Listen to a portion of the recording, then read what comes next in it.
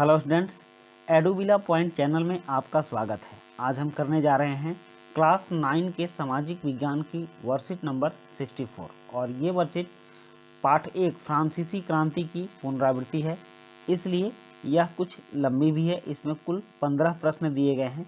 चूँकि यह चैप्टर भी लंबा है और इससे बहुत सारे प्रश्न आते हैं, इसलिए ये काफ़ी महत्वपूर्ण है। हम इनके सारे प्रश्नों को करेंगे और इस चैप्टर को भली भांति पढ़ना भी है। तो चलिए शुरू करते हैं इन प्रश्नों के उत्तर लिखना। प्रश्न 1 है, जैकोबिन क्लब के सदस्य कौन थे? तो इसका उत्तर है जैकोबिन क्लब के सदस्य छोटे तबके के लोग थे, जैसे कारीगर, दुकानदार, मध्यम वर्गीय, किसान, आम जनता आदि। उसके बाद है प्रश्न 2। प्रश्न 2 है, फ्रांसीसी क्रांति में योगदान देने वाले किन्हीं दो दार्शनिकों के संक्षिप्त परिचय दीजिए। तो पहले दार्शनिक है मॉन्टेस्क्यू। यह एक फ्रांसीसी दार्शनिक थे जिन्होंने अपनी किताब द स्पिरिट ऑफ लॉज में लिखा है, राज्य सरकार निरंकुश है, क्योंकि फ्रांस में कार्यपालिका, न्यायपालिका, विधायिका संबंधित सभी शक्तियां एक ही व्यक्ति अर्थात राजा के हाथों में केंद्रित है, इसलिए फ्रांस की जनता को स्वतंत्रता प्राप्त नहीं है। उसके बाद है रूसो। रूसो ने अपनी बुक सोशल कॉन्ट्रैक्ट के माध्यम से मनुष्य की स्वतंत्रता की बात की है। उन्होंने सामूहिक इच्छा से बने राज्य को सर्वोपरि मानते हुए कार्य को संचालित करने का संदेश दिया है। नेक्स्ट है प्रश्न 3 और प्रश्न 3 है कि ओलिम्प दे गुंज कौन थी? तो इसका उत्तर है ओलिम्प दे गुंज फ्रांस की क्रांति में सक्रिय महिलाओं में से प्रमुख थी। इन्होंने पुरुष एवं नागरिक अधिकार घोषणा पत्र का विरोध किया था, क्योंकि उसमें महिलाओं को मानव मात्र के मूलभूत अधिकारों से वंचित रखा गया था। इसके बाद है प्रश्न 4। प्रश्न 4 है, रोबेस्पियर के शासनकाल को आतंक का राज क्यों कहा जाता था? तो इसका उत्तर है रोबेस्पियर ने नियंत्रण एवं सजा की सख्त नीति अपनाई।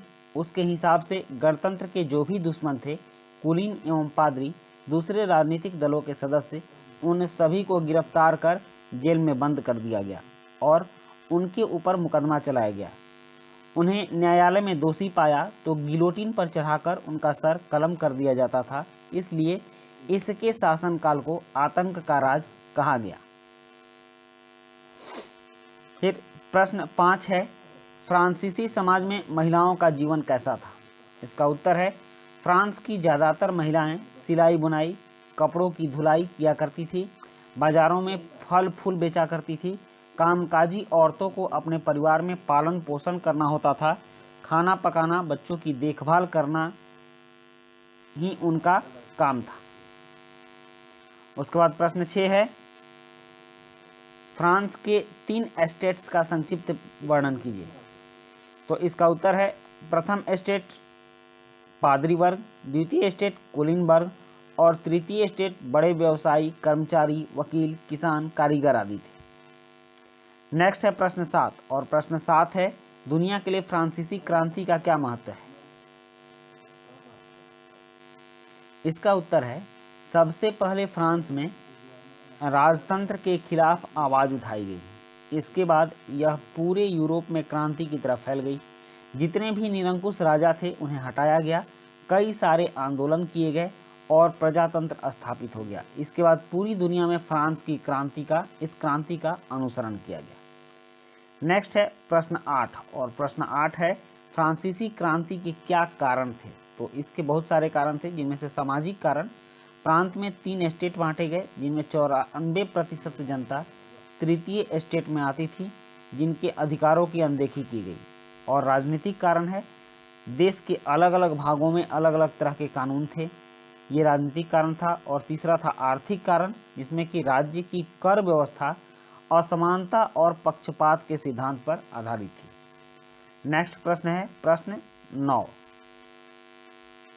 लुई 16वां के राज्यारोहण के समय यहाँ के होगा, फ्रांस की आर्थिक स्थिति कैसी थी? तो इसका उत्तर है लुई 16वां के राज्यारोहण के समय राजकोष खाली था।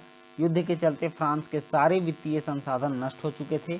बड़े महल और राज दरबार की शान और शौकत को कायम रखने की फिजूल खर्ची का बोझ भी था। इसका मतलब उस समय की आर्थिक स्थिति बहुत खराब थी। और प्रश्न 10 है, फ्रांस में डायरेक्टरी का शासन क्या था? इसका उत्तर है जैकोबिन सरकार के पतन के बाद मध्यम वर्ग के समृद्ध वर्ग के पास सत्ता वापस आ गई। नया संविधान लागू करवाया गया। इस संविधान में 2 चुनी गई विधान परिषदों की व्यवस्था की गई। इन परिषद द्वारा 5 सदस्यों वाली एक कार्यपालिका डायरेक्टरी को नियुक्त किया गया। डायरेक्टरी के लोग भ्रष्ट थे और आपस में लड़ते रहते थे। फिर प्रश्न 11 है,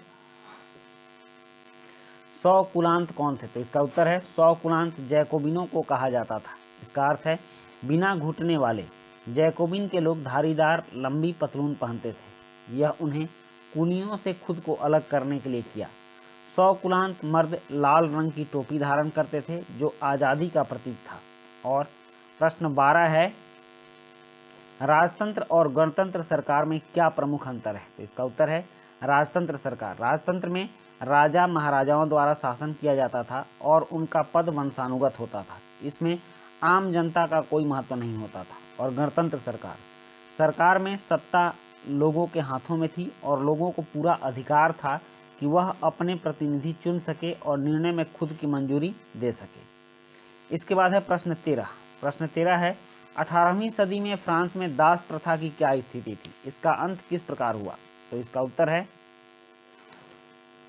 18वीं सदी में फ्रांस में दास प्रथा थी। नेशनल असेंबली में काफ़ी बहस हुई कि व्यक्ति के मूलभूत अधिकार उपनिवेश में रहने वाली प्रजा सहित सभी समस्त फ्रांसीसी प्रजा को प्रदान किया जाए, यानी कि जितने भी दास हैं उनको आज़ादी दे दी जाए। दास प्रथा का उन्मूलन 1848 में हुआ। और प्रश्न 14 है, लुई 16वां के अंत के बाद फ्रांस एक संवैधानिक राजतंत्र कब और किस प्रकार बना? तो इसका उत्तर है लुई 16वां के अंत के बाद फ्रांस में संवैधानिक राजतंत्र डायरेक्टरी के शासन के अंत के बाद 1799 में नेपोलियन द्वारा शुरू हुआ।